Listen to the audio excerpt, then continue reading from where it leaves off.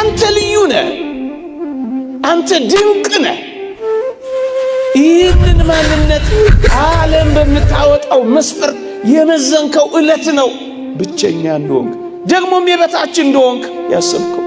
እግዚአብሔርን የሚያህል አፍቃሪ አምላክ እያለ የሚያፈቅረኝ አጣሁ ማለት ምንኛ ምስኪንነት ነው የሚሆን። የበታችም ብቸኝነትም ሲገባቸው አፍቃሪና ተንከባካቢ እንደሌላቸው ስለሚቆጥሩ ወገኖቼ የሚወደኝ ማንም የለም ብለው ራሳቸውን እንኳን እስከ ማጥፋት ይደርሳሉ። አየኸው፣ ዓለምህን ተዋውቆታል። ፈተናህን ድካምህን ስላወቀ ሊራራልህ የሚችለው አምላክ አንተ የኔ ነህ ይልሃል። በአንድ እጅ ጣት የማይቆጠሩ ሰዎች ትኩረት ስለነፈጉ ለምንድን ነው አንተ ለራስህ ትኩረት የምትነፍገው? ጥቂቶች ስላላጨበጨቡልህ አንተ ለምንድን ነው ስታለቅስ የምትኖረው? የብቸኝነትም የበታችነትም እንዳይሰማ እናንተ ኦርቶዶክሳውያን ወጣቶች ሆይ በዘላለም ፍቅር ወድጄሻለሁ የሚለው ባለ ጸጋው እግዚአብሔር ነው ሰጥቶ ማያልቅበት። ይሄን ፍቅር ታውቁት ነው ወገኖቼ። የዚህ ዓለም ፍቅር እኮ አጣሁ ብለው ምናልባት እጮኛ ስላላፈቀራቸው፣ ምናልባት ባለ ስለከዳቸው፣ ኑሮ ሁሉ የከዳቸው የመሰላቸው ብዙዎች ራሳቸውን ባሳዛኝ ሕይወት ውስጥ ከተዋል። የተወደዳችሁ ኦርቶዶክሳውያን እኛን በዘላለም ፍቅር ወድጄሃለሁ የሚለው ግን መለወጥ የሌለበት ፍቅር።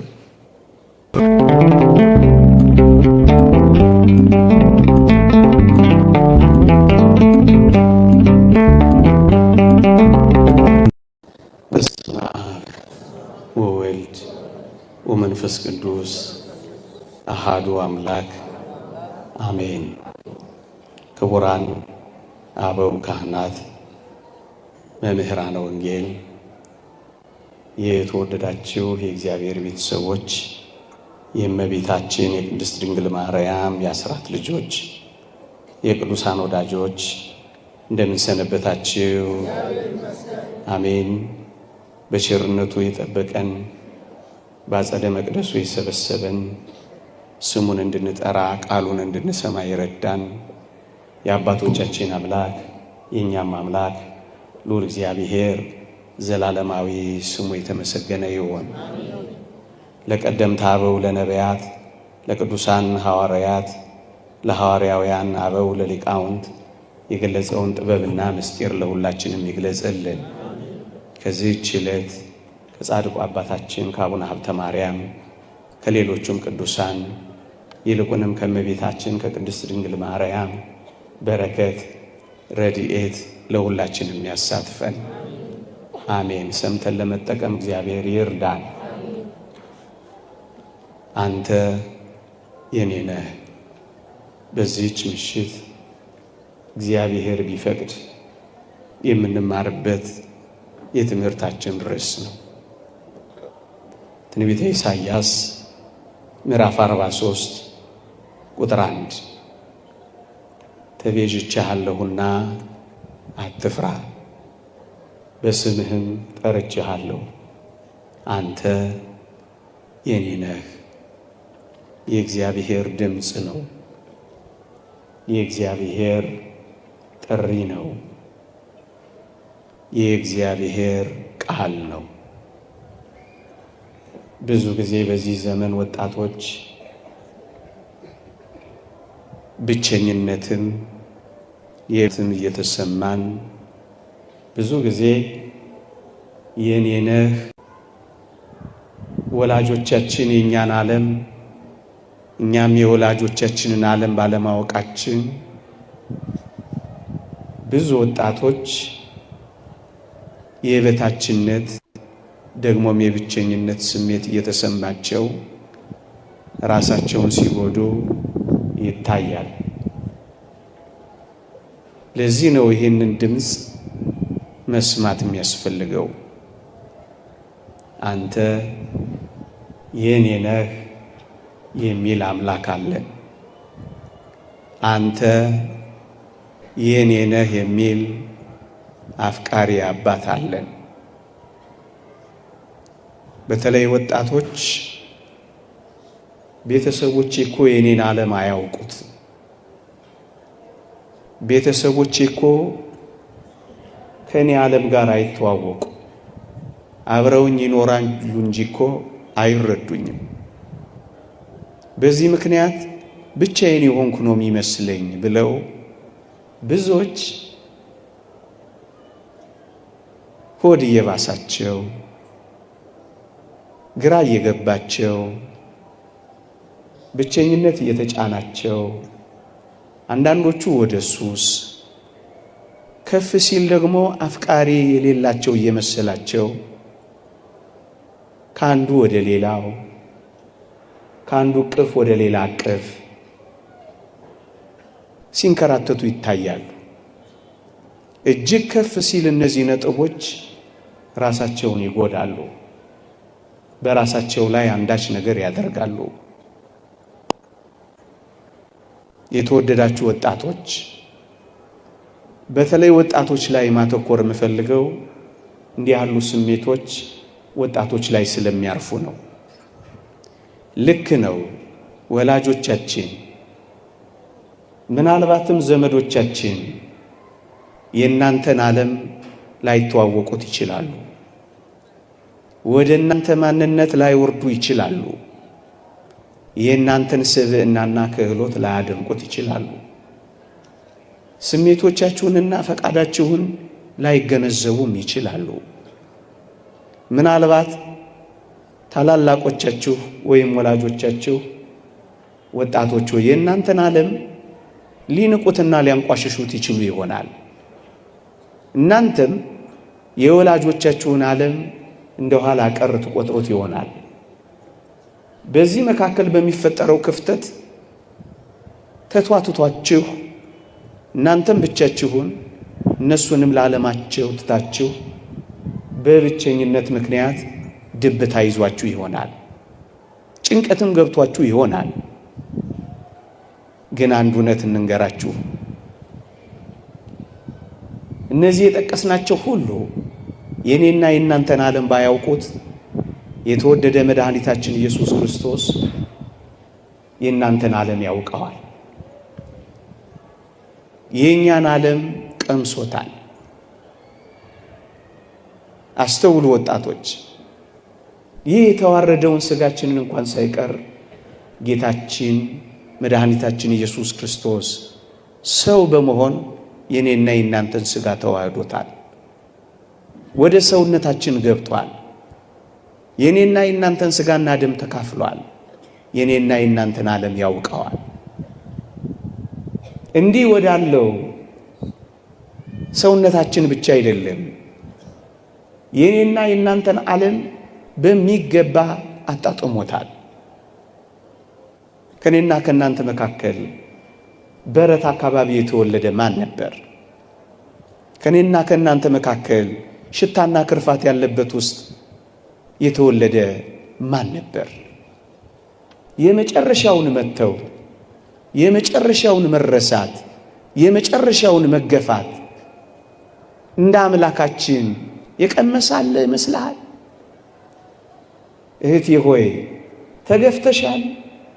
እንግዲያውስ መገፋትን አምላክሽም ቀምሶታል። ወንድሜ ሆይ ብቻህን ተትተሃል። ብቻውን በመተው ያንተን ብቻነትም ጭምር ቀምሶታል። ሽታና ክርፋታችንን እንኳን ሳይቀር ጋር እኮ ነው የተወለደው።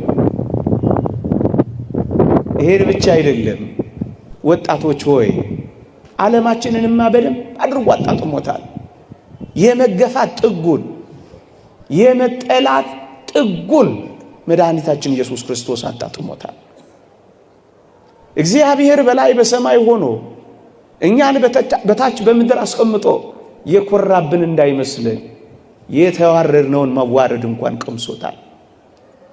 እሱ ምን አለበት እብሪተኛና ትዕቢተኛ ነው እንዳንለው የመጨረሻ እግራችን ስር ተደፍቶ ማበሻ ይዞ እግራችንን አጥቧል። ተትተሃል፣ መተውን ቀምሶታል። ተገፍተሃል፣ ከመገፋትም በላይ ተገፍትሯል። ድሃ ሆኗል፣ የመጨረሻውን ድህነት አጣጥሟል። ዓለማችንንማ በደንብ በሚገባ አጣጥሞታል። እንዴ መቃብራችንን እንኳን ሳይቀር እኮ ቀምሶታል። የመጨረሻው አፈር አይደል? ድንጋያችንን እንኳን ተንተርሶታል። ሞትህን እንኳን ቀምሶታል። ዓለማችንንማ በደንብ በሚገባ ያውቀዋል፣ አጣጥሞታል። ወገኖች እግር በእግር ሲኦል እንኳን ሳይቀር ተከትሎሃል። ታዲያ ምንድን ነው? ልክ ነው። አንዳንዶች ዓለማችንን ላይ ይረዱት፣ አንዳንዶች ስሜታችንና ፈቃዳችንን ዝንባሌያችንን ዋጋ ላይ ሰጡት ይችላሉ። ግን እንዳትረሱ ወጣቶች፣ ስሜታችንንም ፈቃዳችንንም ዝንባሌያችንንም ዓለማችንንም እንኳን የሚያውቀው እግዚአብሔር ነው። በስም ጠርቼሃለሁ አንተ የኔ ነህ የሚልህ። አንዳንዶች ስሜቴን፣ ፈቃዴን፣ ዝንባሌን፣ ድካሜን ሊረዱልኝ እኮ አልቻሉም አካባቢ ላይ ያሉ ሰዎች ብለው ሆድ ይብሳቸዋል። በዚህ ምክንያት ሱሰኞች ይሆናሉ። በዚህ ምክንያት ቁማርተኞች ይሆናሉ። በዚህ ምክንያት ቤታቸውን ይዘጋሉ። በዚህ ምክንያት ራሳቸውን እንኳን ሳይቀር ያጠፋሉ። ወገኖቼ ግን አንድ ነገር እንንገራችሁ፣ ስሜታችንን፣ ፈቃዳችንን፣ ዝንባሌያችንን እንኳን ብቻ አይደለም፣ ፈተናህን ብቻ አይደለም። የተወደዳችሁ ኦርቶዶክሳውያን እንዲህ የሚል የእግዚአብሔር ቃል አለ። ከኃጢአት በቀር በነገር ሁሉ እንደኛ ስለተፈተነ ሊራራልን የሚችል ሊቀ ካህናት አለ ይላል ዕብራውያን ምዕራፍ 4 ላይ። ልድገመው፣ በነገር ሁሉ እንደኛ ስለተፈተነ ይላል። ጎበዝ፣ እኔና እናንተ ከተፈተንነው በላይ ስለተፈተነ ስንፈተን ዝም አይለንም፣ ይራራልናል። ስንተው መተውን ስለቀመሰ ያውቀናል። ከኃጢአት በቀር በነገር ሁሉ ከዛስ ይራራልናል። አያችሁ፣ ድካምህን ያውቀዋል። ደክሟላ፣ ተፈትኗላ። ይሄንን ስለቀመሰ ይራራልናል። ባወጣ ያውጣው፣ እንደገባ ይውጣ፣ የራሱ ጉዳይ ሊሉ ይችሉ ይሆናል አካባቢዎች። ግን እንዳትረሳ ይራራልናል። አንዳንድ ወጣቶች በዚህ ምክንያት ብቸኛ ይሆናሉ። እንደሱ እንዳይሆን ነው የሚራራልን። ፈተናችንን እንኳን ሳይቀር መከራንም እንኳን ሳይቀር ሰው በመሆኑ በመቅመሱ ምክንያት የመራራቱ ምክንያት ሆኖልናል። እሱ ነው የኔ ነህ የሚልህ። ክህሎቶቼን፣ ተሰጦቼን፣ ማንነቴን የሚያሞግሰኝ የሚያደንቅልኝ ማንም የለም ብለው ብዙ ወጣቶች መኖር ያቆሙ ሰዎች አሉ። ተፈላጊ ያጣነን፣ ፈላጊ የሌለኝ፣ የማንንም ትኩረት ማልስብ ምስኪን ነኝ ብለው ጭርምት ኩርምት ብለው የሚኖሩ ምናልባት ብዙ ወጣቶች ሊኖሩ ይችላሉ። ራሳቸውን በዓለም መመዘኛ ይመዝኑና በዓለም በምትመዝነው መመዘኛ ራሳቸውን ያረከሱ ማለት ዋጋ ያሳጡ። በዚህ ምክንያት ምን ሆነዋል? አንገታቸውን ቀብረዋል። እኛ ግን አንድ ነገር እናስታውሳችሁ ወጣቶች፣ ወይ እስኪ ልጠይቃችሁ፣ እግዚአብሔር እንደ ሰው ያከበረው እግዚአብሔር እንደ ሰው የፈጠረው አለ? እስኪ ንገሩኝ። እግዚአብሔር በእጆቹ የሰራው እኔን፣ አንተን፣ አንቺንም አይደለም? እግዚአብሔር ለመላእክት እንደዚህ አድርጓልን? በአፉ ውስጥ ትንፋስ ለመላእክት እፍ ብሏልን? እንደኔና እንደና አይነት ድንቅ ፍጥረት በምድር ላይ ታይቶ ይታወቃልን? ታስበው ዘንድ ሰው ምንድን ነው? ሰው ምንድን ነው? ትሞትለት ዘንድ ሰው ምንድን ነው? ከሰማይ ተወርድለት ዘንድ በቤተልሔም ትወለድለት ዘንድ እርቃንህን ትሆንለት ዘንድ ችንካር ታጠልቅለት ዘንድ ሰው ምንድነው? እግዚአብሔርን ከዙፋኑ የሳበ ከሰው በቀር ማን አለ እንዴ? በእጆቹ አፈር ዘግኖ ብቻ አይደለም፣ በእጆቹ ትንካር ተክሎ የችንካር ቀለበት አጥልቆ የፈጠረው እንዳንተ ያለ ማን ነው? ስንፈጠር መላእክት ይፈጠር ብለው መላእክት ሁሉ ለማየት የናፈቁት አንተ እኮ ልዩ ፍጥረት ነህ። ግሩምና ድንቅ ሆኜ ተፈጥሬያለሁ ያለውን ዝማሬ አታውቀውም? አልሰማህም? አንተ ልትድን ስትል እኮ ነው መላእክት መጥተው የዘመሩልህ። የሰማይ ሰራዊት ላንተ የዘመሩልህ፣ ስትፈጠር ያጨበጨቡልህ። እንዳንተ አይነት ውብ፣ እንዳንተ አይነት ልዩ የት አለ መሰለህ? ለምንድን ነው ራስህን የምታራክሰው? በዓለም መመዘኛ ውብ አልሆንክም ብለው ኤክስ ሲያረጉብህ አሁን ብለህ ለምንድን ነው አንገትህን ዘለስ የምታደርገው? ክህሎቶችን፣ ተሰጦችን፣ ማንነትን፣ ውበትን እንደ እግዚአብሔር ያከበረ አንተም የእግዚአብሔርን ቃል እንደውም እንደ ሰው እግዚአብሔርን የናቀው የለም። ደግሞስ በምድር ላይ ለሰው እንደ እግዚአብሔር ያከበረው የለም። ለምንድን ነው? በእነዚህ ምክንያት ተሰጦችን፣ ክህሎቶች፣ ማንነቴን ምናልባት አላወቀውም እንጂ ሳይንስ ሁሉ የሚኮርጀው ካንተ ነው። ሰው ውስጥ ከ5 እና ከ6 በላይ ትልልቅ ፋብሪካዎች አሉ። ነርቭ ሲስተሙ፣ ኤሌክትሪክ ሲስተሙ። ይሄ ቴክኖሎጂ እኮ የሚኮረጀው ካንተ ማንነት እኮ ነው። አንተ ልዩ ነህ። አንተ ድንቅ ነህ። ይህንን ማንነት ዓለም በምታወጣው መስፈርት የመዘንከው ዕለት ነው ብቸኛ እንደሆንክ ደግሞም የበታች እንደሆንክ ያሰብከው። በአንድ እጅ ጣት የማይቆጠሩ ሰዎች ትኩረት ስለነፈጉ ለምንድን ነው አንተ ለራስህ ትኩረት የምትነፍገው? ጥቂቶች ስላላጨበጨቡልህ አንተ ለምንድን ነው ስታለቅስ የምትኖረው? የብቸኝነትም የበታችነትም እንዳይሰማ አየው ዓለምህን ተዋውቆታል። ፈተናህን ድካምህን ስላወቀ ሊራራልህ የሚችለው አምላክ አንተ የኔ ነህ ይልሃል።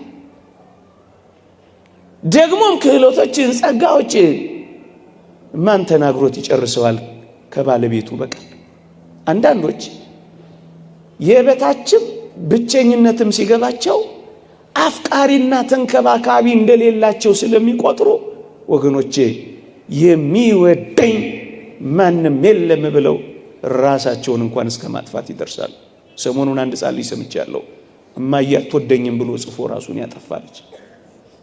እውነት ነው ወጣቶች ሆይ መወደድን፣ መፈለግን፣ መፈቀርን እንደምትፈልጉ ይታወቃል። ግን አንድ ቃል እናስታውሳችሁ። የእግዚአብሔር ቃል እንዲህ ይላል፣ በዘላለም ፍቅር ወድጄሻለሁ ይላል። ይህ የሚለው እግዚአብሔር ነው። እግዚአብሔርን የሚያህል አፍቃሪ አምላክ እያለ የሚያፈቅረኝ አጣሁ ማለት ምንኛ ምስኪንነት ነው የሚሆነው እንዴ! ቢሰጡ የሚያልቅባቸው፣ ሞልቶ የሚጎልባቸው፣ ፊታቸው አብርቶ የሚወይብባቸው የዚህ ዓለም ጥቂት ሰዎች ፍቅር ነፈጉኝ ብሎ ሰው ለራሱ ክብርና ፍቅር እንዴት ይነፍጋል? እናንተ ኦርቶዶክሳውያን ወጣቶች ሆይ በዘላለም ፍቅር ወድጄሻለሁ የሚለው ባለ ጸጋው እግዚአብሔር ነው፣ ሰጥቶ ማያልቅበት። ይሄን ፍቅር ታውቁት ይሆን ወገኖቼ? የዚህ ዓለም ፍቅር እኮ አጣሁ ብለው ምናልባት እጮኛ ስላላፈቀራቸው፣ ምናልባት ባለ ስለከዳቸው፣ ኑሮ ሁሉ የከዳቸው የመሰላቸው ብዙዎች ራሳቸውን ባሳዛኝ ሞት ውስጥ ከተዋል።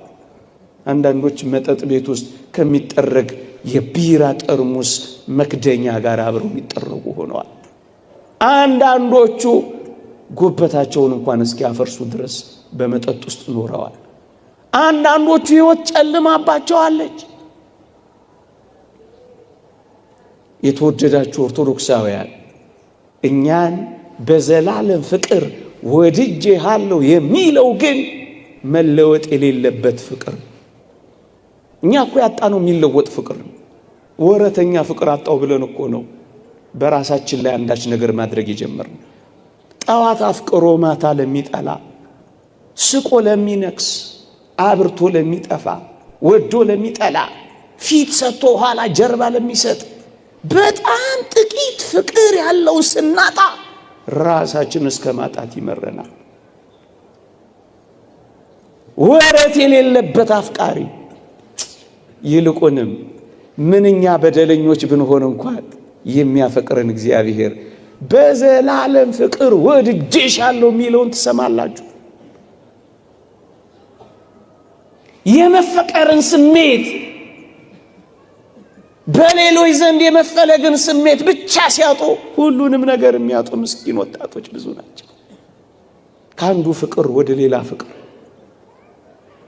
ህልውናቸውን ለማረጋገጥ መወደዳቸውን ለማረጋገጥ ሲሉ አንድ የማይበቃቸው ግን እንደወጡ የሚቀሩ ወጣቶች ብዙ ናቸው። ያንንም ለማየት ሲንገላቱ ሳይመለሱ የሚቀሩ ፍቅር አይደለም ጥላቻ እንኳን ያልበቃቸው ብዙ ወጣቶች አሉ። ለዚህ ነው ይሄንን ድምፅ መስማት የሚያስፈልገው። በዘላለም ፍቅር ወድጄሻለሁ። ወረት የሌለበት አፍቃሪ። ይልቁንም በደለኛና ኃጢአተኛ ስንሆን የበለጠም ይወደን የበለጠም ያፈቅረን። ሀባሃለወጥ ብዝህት ኃጢአት በየተበዘ ጸጋ እግዚአብሔር በደል በበዛችበት በዛ ፍቅሩ ምትበዛልን እኛ። አያችሁ፣ ጀርባ የማይሰጥ ፊት የማያጠቁር ግንባር የማይቋጠር ሻካራ ቃል የማይነጋገር እናንተ ወጣቶች ሆይ እንኳን የኔና የናንተ ጥቂት ቀርቶ የዓለሙ ሁሉ ኃጢአት ፍቅሩን ያለወጠበት አምላክ እንዳልሆነ ረሳችሁት? እሱ ነው በዘላለም ፍቅር ወድጄሻለሁ የሚለው። መለወጥ የሌለበት ያውነት፣ ማጣት የሌለበት ባለጠግነት፣ ደግሞስ አድሎ የሌለበት ፍቅር እንዴት ይደንቃል! እኔ በጣም የሚያስደንቀኝ በመንኮራኩር የተፈጩትንም የሆነ ስንዴ አስፈጭተው መስዋዕት ያቀረቡትንም ሁለቱንም እኩል የሚያፈቅር ፍቅር፣ ላባቸውንም ያንጠፈጠፉትን ደማቸውንም ያፈሰሱትን እኩል የሚያፈቅር ፍቅር እንዴት ይደንቃል እንዴ! ሜዳ ላይ የተጎተቱንም ደግሞስ እንዴ ምንጣፍ የጎተቱ እኩል የሚያፈቅር እሱ ነው አፈቅርሃለሁ የሚለው። ይሄንን ድምፅ ይሰሙት ይሆን ወጣቶች? እኛን በማፍቀር የሚኖር አምላክ እያለ ለምን ራሳችንን በመጥላት እንኖራለን? ወጣቶች፣ ስላንተ ፍቅር የተሰቀለልህ አምላክ እያለ ለምንድን ነው አንተ የምትሰቀለው? የሞተልሽ አምላክ እያለ ምን በወጣሽ ራስሽን የምትገዩ? መራራ ሐሞት የተጎነጨ አምላክ እያለ መርዝ መጠጣት ይገባል? ወጣትነቱን ለኛ የሰጠ አምላክ እያለ ወጣትነታችንን ለዲያብሎስ መገበር ይገባል? እናንተ ወጣቶች ሆይ ደግሞ ብዙዎቻችን ደግሞ ሁላችንም ተስማምተን ሽፍታ እንጠላ የለ፣ አጋች እንጸየፍ የለ። የተወደዳችሁ ወገኖቼ ብቸኝነትን፣ የበታችነትን፣ አፍቃሪ በማጣትን ሱሰኛ ሆነው ቁማርተኛ ሆነው ራሳቸውን በተለያየ ምክንያት ጎድተው ደግሞ ማጥፍተው የሚኖሩ ሰዎች በራሳቸው ላይ የሚሸፍቱ እንጂ ሌላ ምን ይሆናሉ? ሽፍታ ከጠላችሁ ሰው በራሱ ላይ እንዴት ይሸፍታል? አጋሽ ከጠላችሁ ሰው ራሱን በእንደነዚህ አይነት አጥፊ ነገሮች እንዴት ያገታል እንዴ? ጌታችን ዲያብሎስን ከሚያህል አውሬ ካዳነን በኋላ ራሱን በተለያዩ ነገሮች የሚያደክምና የሚያጠፋ ሰው በራሱ ላይ የሚነሳሳ ጨካኝ አውሬ መሆኑ አይደል? አንበሳ ራሱን ሲበላ አይታችሁ ታውቃላችሁ? በመጠጥ እኮ ራሳችንን በላ ነው እንዴ? በሱስ እኮ ራሳችንን በላ ነው። በማደንዘዣዎች እኮ ራሳችንን በላ ነው። በመርዝ እኮ ራሳችንን በላ ነው። ራሱን በልቶ የማያውቅ እንስሳ እያለ ራሱን የሚበላ ሰው ሲገኝ አሳዝን። እባብ ራሱን ሲነድፍ ሰምተን አናውቅ። ሰው ግን ራሱን መንደፍ ጀመረ በዚህ ዘመን። እባብ ራሱን ያድሳል እንጂ እንደተማር ነው ራሱን አያፈርስም። ሰው ግን ራሱን ማፍረስ ጀመረ። የተወደዳችሁ ወጣቶች አንድ ጥያቄ ልጠይቃችሁ። ይሄን ቤተ መቅደስ አንድ ጠላት መጥቼ ላፍርሰው ቢል ይሄ መቅደስ ከመፍረሱ በፊት እናንተ እንደምትፈርሱ አውቃለሁ። ይሄ ከመቃጠሉ በፊት የሚቃጠሉ ምእመናን እንዳሉ አውቃለሁ። ግን ያሳዝናል። የሰውነታችንን መቅደስ ቅድም ባለውና ከፍ ባለው ራስንም በማጥፋት ይሁን ሲያፈርሱ ግን ምንም አይመስላቸውም። እኛ እኮ የኛ አይደለንም። አንተ ያንተ፣ አንቺም ያንቺ፣ እኔም የኔ፣ እርሶም የእርሶ አይደሉም። አደራ የተሰጠን ብቻ ነው። እኔ ለኔ አደራ የተሰጠው ነኝ፣ እኔ አይደለሁም። የበታችነትም ብቻነትም አፍቃሪ ማጣትም ተንከባካቢ ማጣትም ጭርምት ኩርምት የሚያደርጋቸው ብዙ ወጣቶች መጨረሻ ላይ የሚሉት ምን እንደሆነ ታውቃላችሁ? ዋጋ ቢስ ነኝ ብለው ዋጋ እንደሌላቸው ይቆጥራሉ። ዋጋቸውን አራክሰው መሬት ይፈጠፍጣሉ። ይህ ዓለም በሚያወጣላቸው ዋጋ ራሳቸውን መመዘን ይጀምራሉ። በዚህ ዓለም ሂሳብ ሲተሳሰቡ ጊዜ ራሳቸውን ዘጭ ያረጋሉ፣ ያረክሳሉ። ለዚህ ዓለም የማልመዝን ከሆንኩ ዋጋ ቢስ ነኝ ብለው ራሳቸውን ደረጃ ውጪዎችና መዳቢዎች አድርገው ያስቀምጣሉ። ዋጋ ቢስማ አይደለም። ዋጋችንን በትክክል መነጋገርማ ይገባል ወገኖቼ። እንዴ አንተ ወጣት ወይ ዋጋህን ማወቅ ከፈለክ አንገት ላይ አንጠልጥለዋል፣ ደሞም ተነቅሰዋል፣ ወይም ተጠልፈሸዋል ልብስሽ ላይ። የክርስቲያኖች ዋጋ ቀራንዮ ብቻ ነው። የክርስቲያን ዋጋ የክርስቶስ ደም ነው የተገዛንበት። ታዲያ ይሄንን ዋጋ ይወጣብህ በሞቴ ልንገርህ፣ ዓለም እንኳን ቢሸጥ አንተን አያወጣ፣ አንተን አያወጣ። ዋጋችንንም አንወቀው። የሚፎካከረው፣ የሚከራከረው፣ የሚደራደረው፣ የሚወዳደረው የሌለው ዋጋ ገዝቶ ሳለ አንተ በጣም ውድ ነህ። እንኳን በዓለም ውስጥ ያለው ዓለሙ ሁሉ ቢሸጥ አንተን አያወጣም ነው ምንልህ። ለመሸንገል እንዳይመስልህ አፈቀላጤ ሆኜ ነገር ስለተሳካልኝ አገባብቼ በመናገር እንጀትህን ልበላ ወላስብሳ አይደለም። ከምናገረው በላይ ነው ይሄ እውነት። የምንነግራችሁ ያንሳል፣ እንደውም አይደራረስም። ውድ ነህ አንተ። ዋጋህን አትፈጥፍጠው። ይህን ቢል ጌትስ ሀብት ቢሰበሰብ አንተን አያወጣም። አንተ ግን ለዚህ ተንበርካኪ ሆንክ። ዋጋ ውድ ነው። የእግዚአብሔር ቃል እንዲህ ይላል፣ የሙሴን ሕግ የናቀ 2 ወይም 3 ሰው ቢመሰክሩበት ያለ ርኅራኄ ይሞታል ይልና የክርስቶስን ደም የረገጠ ቅዱሱንም መንፈስ ያክፋፋ እንዴት የሚብስ ቅጣት የሚገባው ይመስላችኋል ይላል። የወጣብህን ዋጋ አታርክሰው። ዋጋ ቢስ ነኝ እንዴት ትላለህ? ዋጋህን ማወቀው። ዋጋ ውድ ነው። ከእንቁ ከኤመራል አሉ ከሚባሉት ምንም ዋጋ አንተን አይመዝንም። ምክንያቱም ሰማይ ነው ምድር የመጣው አምላክ ነው ዋጋ የከፈለልህ። መጀመሪያ ፈጠረ፣ ከዛ በደሙ ገዛ። በዋጋ ተገዝታችኋልና የራሳችሁ አይደላችሁም። ዋጋህን አየኸው? ዋጋ ወጥቶባል እንዴ? በዚህ ዓለም ላይ እኮ ዋጋ የወጣባቸው ነገሮች እኮ ናቸው በጣም ውድ። ብርቱ ዋጋ ከወጣቸው በጣም ይወደዳሉ። ብርቱ ዋጋ ስለወጣብህ በጣም ልትወደው ነው የሚገባው። በጣም እንዴት ራስህን ትጠለዋለህ? ውድ ነህ አንተ፣ በጣም ውድ ነህ። ይሄንን ስላላወቅነው ነው ብዙ ጊዜ እየተቸገርን ያለነው ወገኖች። አንዳንድ ወጣቶች በዙሪያቸው ያሉ ጥቂት ሰዎች ፊት ስለነሷቸው፣ ፍቅር ስላልሰጧቸው፣ እንክብካቤ ስለነፈጓቸው፣ ትኩረት ስለሌላቸው፣ ስላላጨበጨቡላቸው፣ ቀይ ምንጣፍ ብቻ ብዙ ነገር ዓለም አይወደኝም፣ ዓለም እኮ ጠልቶኛል ብለው ራሳቸውን ይጠላሉ።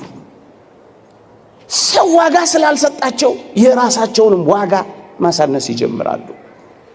የምራንት ወጣቶች እስኪ እንነጋገር እኮ የትኛው ዓለምን የጠላህ አንተ? በአንድ እጅ ጣት የማይሞላ ቁጥር ያለው ሰው ዓለምን ሁሉ ያጨልምብሃል። ዓለምን የምትመዝነው ምናልባት በጮኛ፣ ምናልባት በጓደኛ፣ ወይ ምናልባት በቤተሰብ ብቻ ነው አይደለም። ዓለም ይሄ አይደለም። ይሄማ በጣም ጥቂቱ ነው። እኔ ግን ሌላ ዓለም ላሳየ። ምን አይነት ዓለም? አንተን የሚወድ ሌላ ዓለም፣ ባንተ ላይ ትኩረቱን ያደረገ የሚናፍቅህ ሌላ ዓለም አለ። የተወደዳችሁ ኦርቶዶክሳውያን፣ ይሄ የሚታየው ዓለም ያጠቃላዩ ዓለም 20% አይሞላም ይላል አንድ ሊቅ። የማይታየውስ ዓለም 80% አይታየም። እየሰማችሁኝ ነው? በምታየው ጥቂት ነገር ቅስምህ አይሰበር። በምታየው ጥቂት አለማፍቀር ራስህን አታጥፋ፣ ሕይወትህንም አታጨልም። የማይታየኝ የሚፈልገኝና የሚወደኝ 80% ዓለም ያለኝ ነኝ እኔ። ምን የእግዚአብሔር ቃል በግልጽ ይናገራል። ወደ አእላፋት መላእክት ደርሳችኋል ይላል።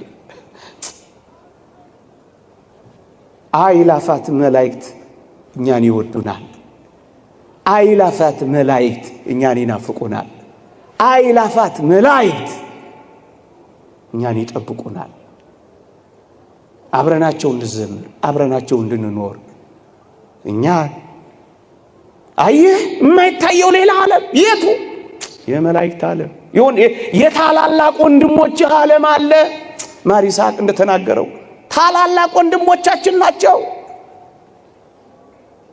እንዴ አንተ ያየኸው እኮ ጥቂት ዓለሙን ነው እና በሱ ትከፋለህ። ዓለም ጠልቶኛል ትላለህ። የወንድሞቻችን ከሳሽ ተጥሏል ተብሎ የተነገረው ወንድሞቻችን አሉ፣ ይወዱሃል። ይሄን ደግሞ ላሳየህ። በአንድ ንስሐ መግባት በሰማይ ታላቅ ደስታ ይሆናል ይላል አይደል? አንተ ወደዚህ ስትመጣ የሚዘምር የወንድሞች ጉባኤ በሰማይ አለ። ታዲያ ለምንድን ነው ጥቂት ቁጥር እጅ እያየህ ተስፋ የምትቆርጠው፣ ራስን የምታጠፈው፣ ጭር የምትለው፣ ፊትን በማዲያት የምትጠብሰው፣ ጉበትህን ደግሞ በመጠጥ የምታፈርሰው፣ ደግሞም ገመድ አንጠልጥለህ የምትሞተው? ምን በወጣ ሌላ ስልንገራችሁ ናው ምኑ ዝርዝሬ እነዚህን 80% ልግለጽላችሁ። በገነት ያሉ አጸደ ነፍሳት፣ በብሔረ ሕያዋን ያሉ፣ በብሔረ ብፁዓን ያሉ፣ ከገጸ መሬት የተለዩ ግሁሳን፣ ደግሞ በገጸ መሬት ውስጥ ያሉ ስውራን። ኧረ ስንቱ 80% አለ ስላችሁ ማረጋገጥ ትችላላችሁ። ታዲያ የትኛው ዓለምን የጠላህ አንተ? ማን ሌላ ዓለም ይሄንን ዓለም በደንብ ላሳያችሁ። ንዑድ ክቡር የሚሆን ሐዋርያ ጳውሎስ በረከቱ ትደርብንና እንዲህ አለ፣ ክርስቶስ በእናንተ ውስጥ እስኪሳል ድረስ ዳግመኛ ስለ እናንተ ምጥ ይዞኛል ይላል። ምጥ የሚያዝ ወንድም አለ። ከፈለክ አንተን በመናፈቅ ምጥ የሚያዝ የሚጨነቅልኛ ይሄው ከአልዋሪቆን እስከ ደማስቆ ከተንከራተተው ከሐዋርያው በላይ ስላንተ የሚጨነቅ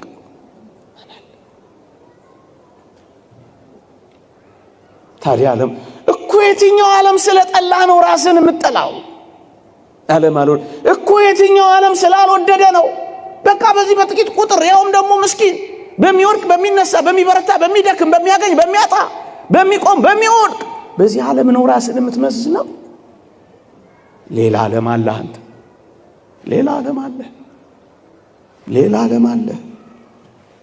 ቅዱስ አትናቴዎስን ዓለሙ እኮ አይወድህም አሉት ይባላል። ምን አለ ቅዱስ አትናቴዎስ በረከቱ ይደርብንና ንገሯት ለዓለም እኔም አልወዳት ምኗ ይወደዳል? እንደው ላጥላላባችሁ ፈልጌ እቤት ስትሄዱ መኖራችሁን እንድታቆሙ ሽቼ አይደለም፣ እንዳትመሰጡባት ግን ለማድረግ በጣም የምትወደድ አይደለችም። በጥርሶቿ ስቃል ስታበቃ በኋላ የምትነክስህ ምን ትወደዳለች? በሜካፖች ያበደች ምን ትፈቀራለች? የውሸት ጌጣጌጥ ይዛ የምታማልልህ ምን ያጣብቃል ከሷ ጋር? ለምን እንደሚሰማ ለምን እንደሚያምህ ታውቃለህ? ተጣብቀህባታል። በቃ ለገንዘብና ለከንቱ ውዳሴ ከተጣበቅ ጥላቻዋን ፍቅሯን ያመሃል። ፍቅሯን ስታጣ ያመሃል፣ ጥላቻዋ ያሳብድሃል። አትጣበቅባት፣ ትታመማል፣ በሐዘኖቿ ትሰበራለህ። አየህ፣ ከተጣበቅባት ነው እንደዚህ የምትሆነው። ምኗ ደስ ይሰኛል። በመኃልየ ሶሎሞን ላይ ያለችው ያችን ሙሽሪት አልሰማትም? ፀሐይ መልኬን አክስሎታልና አትዩኝ እያለች ነው የዘመረችው። ምን ትታያለች? እስኪ ዋት ምን ትታያለች? ምን ደስታ አላት?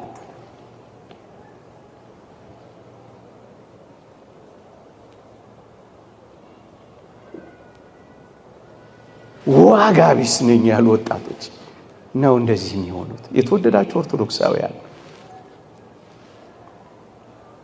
አንተ የኔ ነህ የሚል አምላክ ደግሞስ በስምህ የሚጠራ ደግሞስ በዘላለም ፍቅር ወድጄሃለሁ የሚልህ ደግሞስ እንዲህ ወዳለው ከፍታና ዋጋ ካደረሰ በኋላ ያለ መወደድ ስሜት ያለ መፈለግ ስሜት እንዴት ሊሰማ ይችላል? ይህ ሰውዬ ዝም ብሎ ነው እንደሚያወራው? መከራችንን አያውቀው? ፈተናችንን ሳይረዳው? መከራችንን ፈተናችንን ከዚህ ከሚሰብከው ሰውዬ የተሰወረ ነው። ምን ነው ባይጨልምብን እንዲህ እየኖርን ልትሉኝ ትችላላችሁ። አውቀዋለሁ፣ እየኖርኩበት አይደል እንዴ? እረዳዋለሁ። ታዲያስ እንደዚህ ባንል ይፈረድብናል ልትሉ ትችላላችሁ። ወጣቶች ሆይ መከራችሁም ፈተናችሁም ክርስቲያን እንደመሆን ወይም ክርስቲያን እንደሆናችሁ እንድትቀበሉት ይልቁንም በራሳችሁ ላይ በመከራም ይሁን በፈተና አንዳች ነገር እንዳታደርጉ የሚረዳችሁን ጥቂት ነገር እንጠቁማችሁ። መከራ አለብህን? እንግዲያውስ መከራህን ከአምላክህ ጋር አብረህ ተቀበለው። እንግዲያውስ መከራሽን የክብር በርሽ አድርጊው። አብረን መከራ ብንቀበል አብረን ደግሞ እንከብራለን፣ አብረን ደግሞ እንወርሳለን ይላል እግዚአብሔር። አብረን የቱንም መከራ ክርስቲያን እንደመሆናችን ስንቀበል በምስጋና ከተቀበልነው ያለ ማጉረምረም ካሳለፍነው ይልቁንም ደግሞ መንፈሳዊ ሕይወታችንን አበርትተን በደስታ ወደ መቀበል ስንመጣ አንድ ነገር እንዳትረሱ። የተወደደ መድኃኒታችን ከራሱ መከራ ከመስቀሉ መከራ ጋር ይቆጥረልናል። አብረን እንድንከብር አብረነው መከራ ብንቀበል ይላላ ይቆጥረዋል። እዩ የኔና የእናንተን እንቅልፋምነት በቅዱሳን ትጋት፣ የኔና የእናንተን ንፉግነት በቅዱሳን ጥሪት አልቦነት ዋጋ አድርጎ ከተቀበለው የኔና የእናንተን መከራ ከራሱ መከራ ጋርም ጭምር ይቀበለዋል፣ ይቆጥረዋል። እንዲህ ይላል ቅዱስ ጳውሎስ፣ ላንብብላችሁ በሞቴ እንዲህ ይላል፣ ከክርስቶስ ጋር ተሰቅያለሁና እኔም አሁን ሕያው ሆኜ አልኖርም፣ ክርስቶስ ግን በእኔ ይኖራል። አሁንም በሥጋ በምኖርበት ኑሮ በወደደኝና ስለ እኔ ራሱን በሰጠው በእግዚአብሔር ልጅ ላይ ባለ እምነት የምኖረው ኑሮ ነው ይላል። ከክርስቶስ ጋር ተሰቅያለሁና አብረኸው ተቸንከራ። መከራ ስትቀበል አብረኸው፣ ስታመሰግን አብረኸው፣ ደስ ሲልህ አብረኸው፣ ስትጎሳቆል አብረኸው ወደ መስቀሉ ትወጣለህ። አብረኸው መስቀሉን የምትሸከም ትሆናለህ።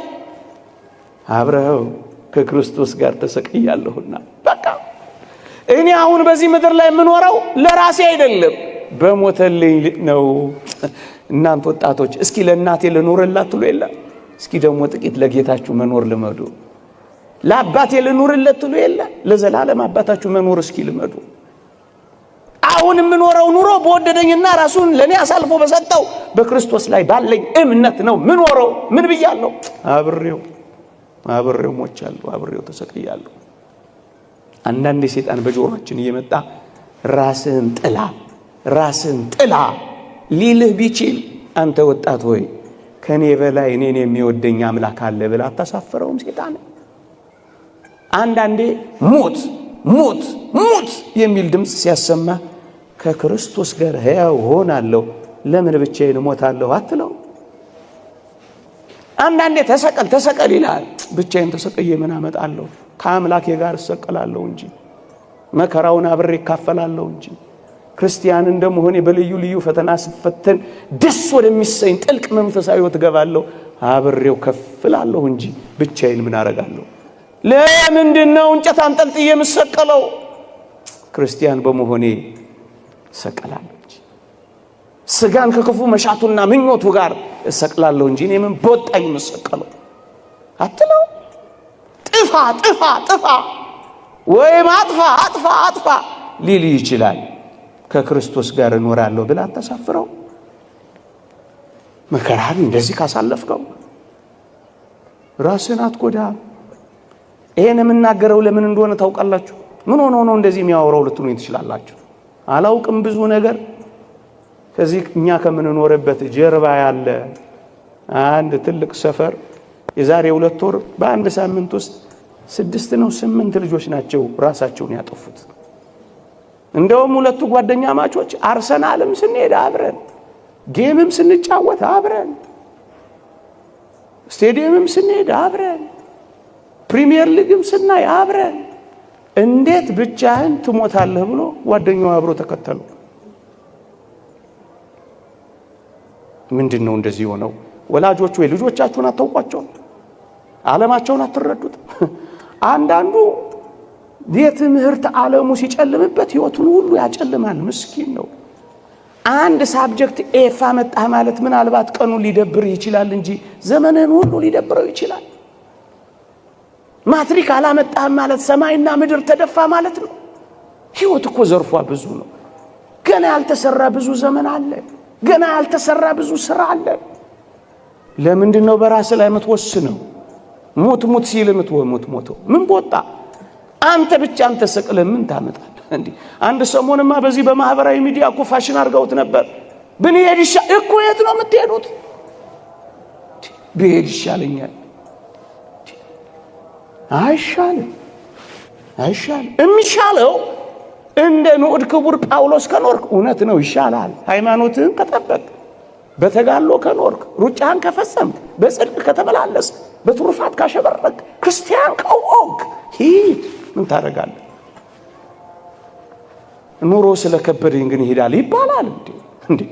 የት ነው የምትሄጂው እንዴ? የዚህ መከራ እጥፍነቱ የማይቆጠር ሌላ መከራ ጋር ተረት መስሎ ነው ይሄ። ልብሄድ ይሻለኛል። አትሂድ እንዴ? ይሄን ሁሉ ፈተና ስቀበል ምን ሆኖ ነው ይሄ ሰውዬ አሁንም እንደዚህ የምታወራው የምትል ከሆነ ስለ ፈተና ደግሞ ጥቂት ነገር ተናግሬ ያበቃል። መከራን እንዲያስተናግደው ብቻና ተሰቀለበት ምን ታረጋለህ? ማንን ትቤዣለህ? ማንን ታድናለህ? ፈተና ካልክ ግን ማክሲመስ የተባለ አንድ ሊቅ 3 ነገር ነግሮናል። እንዲህ ይላል፣ በሞቴ ስማኝ። ፈተና በአንዳንዶች ዘንድ ከቀደመ ኃጢአታቸው ሊያነጻቸው ይመጣል ይላል። ክርስቲያን ሆነ ፈተና የምትቀበል ከሆነ እሰይ፣ ኃጢአትህን ያነጻልሃል፣ በደልህን አጥርግርጉ ይወስድልሃል። ከቀደመው ኃጢአታቸው ሊያነጻ ይላካል። ሰሞኑን እዚህ ሎስ አንጀለስ ካሊፎርኒያ ይሄ ሰደድ እሳት ሰምታችሁ የለ? ቤቱ ከተቃጠለ ንብረቱ ከወደመው ሰው አንዱ ዘ ፓሽን ኦፍ ክራይስት የክርስቶስን የሕማማት ፊልም የሰራው ሜል ጊብሰን የሚባለው ፕሮዲውሰር አንዱ ነው። ተጠየቀ፣ ሰምቼዋለሁ ኢንተርቪው። ምን ተሰማ አሉት። ይሄ ለኔ መንጻት ነው፣ ኢትስ ፒውሪፊኬሽን ነበር ያለው። ጥርግ አድርጎ ይሰደዋል እንደማለት ነው። ኃጢአቴን የሚያነጻልኝ ከሆነ ፈተና ይሰይ፣ ለጽድቅ የሚያበቃኝ ከሆነ ይሰይ። ከቀደመው ኃጢአት ሊያነጻኝ ይመጣል። በቃ ሁለተኛ ክርስቲያን ሆነ መከራን ከተቀበልክ በሌሎች ዘንድ ደግሞ ይላል ያላቸውን ፍጽምና የበለጠ ሊያሳምር ይመጣል ይላል። የበለጠ ውብ ሊያረገ፣ የበለጠ ሊሰነግለን፣ የበለጠ ሊያሳምርልን ይመጣል። ሶስተኛ በአንዳንዶች ዘንድ በሌሎች ዘንድ ደግሞ ይላል ሊመጣ ላለው ነገር እንዲዘጋጁ ለማድረግ ይመጣል ይላል። ሌላ መከራ ካለ ያሁኑ ፈተና እየሰራህ ነው። ምርጥ ሸክላ የሚሰራው በብዙ እሳቶች መካከል አልፎ ቆንጆ ጠንካራ ዕቃ የሚወጣው ብዙ ተፈጭቶና ተቦክቶ ነው። እየሰራኝ ነው በል። ለምንድነው ራስን የምታፈርሰው? ለምንድነው ራስን የምትገለው? ለምንድነው ሱሰኛ የምትሆነው? ለምንድነው ቁማርተኛ የምትሆነው? ለምንድነው ጭርምት ኩርምት ብለህ ህይወት እንደጨለመችብህ የምታስበው? ደግሞስ አንድ ምስጢር ልንገራችሁ። እንዴ ዲያብሎስ እስኪ ልጠይቃችሁ። መጀመሪያ ሌባ ልጠይቃችሁ። አንድ ሌባ ቤት ሰርስሮ ግድግዳ ጥሶ ግንብ ደርምሶ ጉድጓድ ቆፍሮ ቤት ውስጥ ገብቶ የሚሰርቀው ባዶ ቤትን ነው ወይስ ሀብት የሞላበትን ቤት ነውም? አይደለም። እንግዲያውስ ዲያብሎስ በብርቱ የሚታገል ከሆነ ባዶ ስላልሆንክ ነው። ይሄ ነው እውነቱ። ሃይማኖት የሚባል ሀብት አለ፣ ተስፋ አለ፣ የመንግስተ ሰማያት። ለዛ ነው የሚታገል። ባዶ ብትሆንማ ምን ያታግለዋል? ትቶ ነበር የሚሄደው። አንተ ባለጸጋ ነህ፣ ሃይማኖት አለ፣ ምግባር አለ፣ ተስፋ አለ። እሱን ሊያስጥልህ ነው። ደም ተቃብተሃል። እንዴት ቆሞ ሊያጨበጭብልሽ ትፈልጊያለሽ? ሊያፏጭልህ ትፈልጋለህ? ሊያሞግስህ ትፈልጋለህ? አይደለም። ሀብት አለ። ሀብት ስላለ ሶስተኛ የተማሪዎች እውነት የሚገለጠው በፈተና እንደሆነ ክርስቲያን የመሆናችን እምነት የአምልኳችን ጽናት የሚለካው አንዳንዴ እንዲህ ባሉ ፈተናዎች እኮ ነው። ይከተለኛል አይክ እዛ ማቴዎስ ወንጌል ምዕራፍ 8 ላይ ምንድነው የሚለው? አስደናቂ ቃል አለ እኮ። ወደ ማዶ እንዲሻገሩ አዘዛቸው ይላል። የብሱን ሲከተሉት ነበር። አሁንስ የብሱን የተከተሉትን ያውቃቸዋል። አሁንስ በወጀብና በአውሎቹ መካከል ከኔ ጋር የሚሄዱትን ልወቃቸው ብሎ እኮ ነው ወደ ማዶ እንዲሻገሩ ያዘዛቸው። የብሱን ተከትለው ይሆናል ማይበሉና ወጀብ ውስጥ አብረህ ትገባለህ። እሱን መለካት አለበት። ዝም በሚልበት ጊዜ ትከተለዋለህ። እሱን ማየት አለበት። የምትወርድ የምትሳፈር የምትቀሰቅስ የምታንኮራፋ መሆን በምን ይገለጣል? ሶስተኛ አራተኛ ፈተናው የሚመጣብን ትኩረታችን የተወደዳችሁ ኦርቶዶክሳውያን እግዚአብሔር ሳይመጣ እንደማይቀር ሳይሆን ቀኑ ላይ ነው ትኩረታችን። ለዚህ እኮ ነው የምንፈተነው። መቼ ነው የሚመጣው? መቼ ነው የሚሆነው? መቼ ነው ስለምንል እኮ ነው። እግዚአብሔር ግን ሳይመጣ አይቀርም ካላችሁ ግን ትረጋጋላችሁ። መከራህንም ፈተናህንም እንደዚህ ካየኸው ትበረታለህ። አንድ ሁለት ሶስት ነገር ተናግሬ ብቻ በቃል። በተለይ ቅድም እንዳልኳችሁ በመጠጣት ተስፋ ቆርጠው ራሳቸውን ለሚያፈርሱ ብሔር ነው የሚሻለው እያሉ በተለያየ መንገድ ራሳቸውን ለሚያጠፉ ሰዎች ጥቂት ምክሮችን ለመሰንዘር ያክል። አንደኛ እንዲህ በማድረጋችን ምን እንደሚሆን ታውቃላችሁ? በእግዚአብሔር ፍቅር ላይ ያለንን መተማመን ክደናል ማለት ነው። በዘላለም ፍቅር ወድጄሻለሁ የሚለውን አላመንም ማለት ነው። ሁለተኛ እግዚአብሔር ለኛ ያለውን ትኩረትና ጥበቃ ንቀናል ማለት ነው። ሶስተኛ እና በጣም የሚደንቀው ከሞት በኋላ ያለውን ህይወት አላመንም ወይም ክደነዋል ወይም ረስተነዋል ማለት ነው።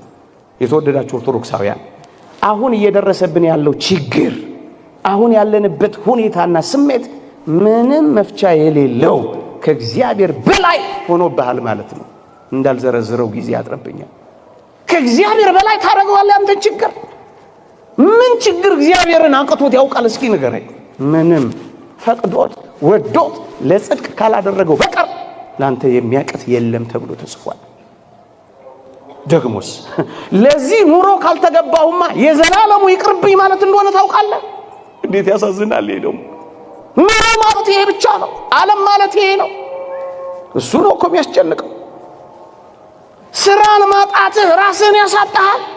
በቃ የዕለት ጉርስ የዓመት ልብስ ከሰጠህ በቃ ደግሞ ይሄን አይነፍቅም እግዚአብሔር በአንድም በሌላ አሳይቶናል።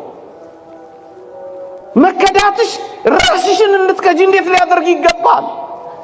የዚህ ዓለም ኑሮ ካልሆነልኝ የዘላለሙ ይቅርብኝ እንደማለት ይቆጠራል። ይህ ምንኛ ያሳፍራል። ይሄ ማለት ይህን ዓለም የመጨረሻ ያደረገው ሰው ነው ራሱን ላይ እንዲህ አይነት አደጋ የሚቆጥር። ይህማ ምንኛ እግዚአብሔርን አለማወቅ። ሌላውና እጅግ አስገራሚው ነገር ግን ለችግሮቻችን ሁሉ ቀን መስጠት፣ ከእግዚአብሔር መፍትሄ መፈለግ አልወደድንም ማለት ነው። ስለዚህ ወዲያው ራሳችን ላይ እርምጃ እንወስዳለን። እንዲህ እንዳይሆን እኔ አስታውሳለሁ ልጅ እያለሁ HIV ኤድስ የሚባል በሽታ በዓለማችን ላይ ተሰራጭቶ ነበር። በጣም ልጅ እያለሁ እጅግ የሚያማምሩና የሚያሳሱ ቆነጃጅት፣ ብርቱ የሆኑ ጎበዛዝት ወዲያው በበሽታው ሲያዙ አስታውሳለሁ። በርካታ ልጆች በአንድ መንደር ውስጥ ራሳቸውን ያጠፉ ጀመር። ግን ከጥቂት ጊዜ በኋላ ምን እንዳስተዋልኩ ታውቃላችሁ? ከበሽታው ጋር የሚኖሩ ግንስ በጣም ተስማምቷቸው የሚኖሩ ሰዎች አሁን አሉ። ወልደው ከብደው ድረው አሁን በመካከላችን የሚኖሩ አሉ። ለምን? የመጨረሻ ላደረጉ ችግርን ለምን የመጨረሻ ታደርገዋል? ጊዜ መስጠት፣ መታገስ። ለምን ትቁረጠነጣላችሁ ወጣቶች? አሁን ካልሆነ ብላችሁ ሰማይ እንደተደፋባችሁ ለምን ትቆጥራላችሁ? እንደውም እኔ እሰማለሁ፣ አነባለሁ በሽታው ከሰውነታቸው ጨርሶ የወጣ የጠፋ ሰዎች ሁሉ አሉ። አያ ቀን ስጡ፣ ለእግዚአብሔር እድል ስጡ። እኔን የሚፈርድ ጌታ ነው። ቀኑ ሳይደርስ አንዳች አትፍረዱ ይላል ቅዱስ ጳውሎስ። በራሳችሁ ላይ ማንፈራጭ አረጋችሁ። ችግርህን ለአንዴና ለመጨረሻ ጊዜ የሚያጠፋልህ ሞት መስሎ ከሆነ ውሸት ነው። በጣም ተታለሃል። በጣም ራስን ማጥፋት የሚያጠፋው ችግርን ሳይሆን የሚያጠፋው ህልውናህን እንደሚያጠፋ፣ ከዛ ከፍ ብሎስ የእግዚአብሔርን ሐልወት በልብ ውስጥ ያለውን እንደሚያጠፋ ግን እንዳትረሳ። ታላቅ ኃጢአት የሚሆነው ይህንን ነው። የእግዚአብሔር ምሕረትና ይቅርታ ለኛ ያደረገውን ፍቅርና ትኩረት ያጠፋ ሰው ነው ራሱን የሚያጠፋ። ራስን ማጥፋት ትንሽ ችግር ለመፍታት ትልቅ ችግር መፍጠር ማለት እንደሆነ ግን ተረዱት። ለጊዜያዊ ችግር ውስብስብና የማይፈታ ችግር መፍጠር ነው።